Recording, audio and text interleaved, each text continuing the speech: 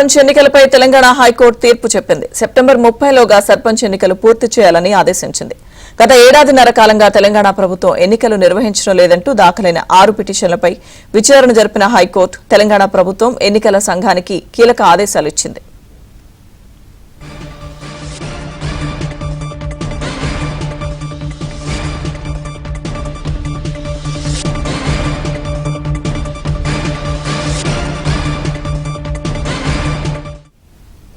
సర్పంచ్ ఎన్నికలపై తెలంగాణ హైకోర్టు తీర్పు చెప్పింది. సెప్టెంబర్ 30లోగా సర్పంచ్ ఎన్నికలు పూర్తి చేయాలని ఆదేశాలు జారీ చేసింది. అప్డేట్స్ మా ప్రతినిధి ప్రవీణ్ అందిస్తారు. ప్రవీణ్,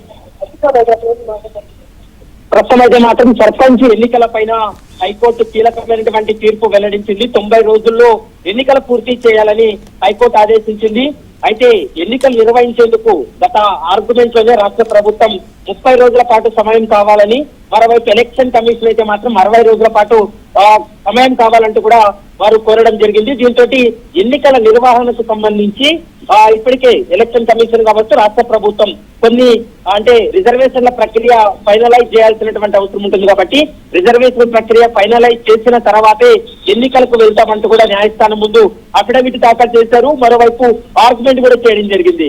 ఇక ఎలక్షన్ కమిషన్ అయితే మాత్రం ఎలక్షన్ నిర్వహించడానికి సిబ్బంది నియామకం కావచ్చు, తర్వాత అభ్యర్థులకు గుర్తుల కేటాయింపు కావచ్చు, ఇదంతా కూడా ప్రక్రియ చేయాలంటే మరొక 60 రోజులు సమయం కావాలంటూ కూడా ఎలక్షన్ కమిషన్ కోరడంతో మొత్తం 3 నెలల్లో ఎలక్షన్స్ పూర్తి చేయాలంటూ కూడా ఆదేశాలు ఇచ్చినటువంటి పరిస్థితి కనపడుతుంది. సెప్టెంబర్ 30లోగా ఎలక్షన్స్ అన్ని కూడా పూర్తి చేయాలంటూ కూడా ఆదేశాలు ఇచ్చినటువంటి పరిస్థితి ఉంది.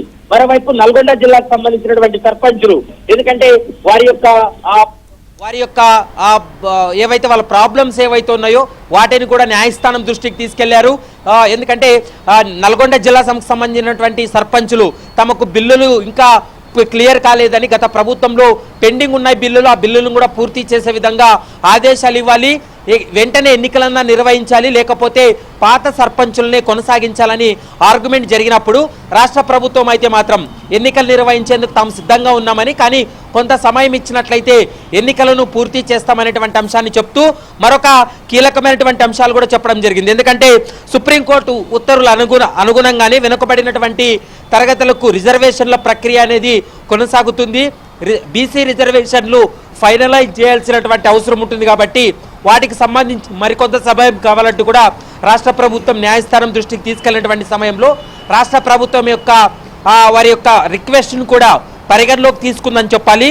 మరోవైపు పిటిషనర్లు కూడా తమ వాదనలు వినిపిస్తూ రాజ్యాంగంలోని 243E 243K ఆర్టికల్స్ ప్రకారం తెలంగాణ పంచాయతీరాజ్ చట్టం 2018ను ఉల్లంఘించారు. కాబట్టి వెంటనే ఈ యొక్క ఎన్నికల నిర్వహణకు ఆదేశాలు ఇవ్వాలంటూ కూడా పిటిషనర్లు చాలా సందర్భాల్లో ఈ అంశాన్ని న్యాయస్థానం దృష్టికి కూడా తీసుకెళ్లినటువంటి పరిస్థితి కనపడుతుంది. ప్రస్తుతం అయితే మాత్రం రిజర్వేషన్ల ప్రక్రియ పూర్తి అయింది.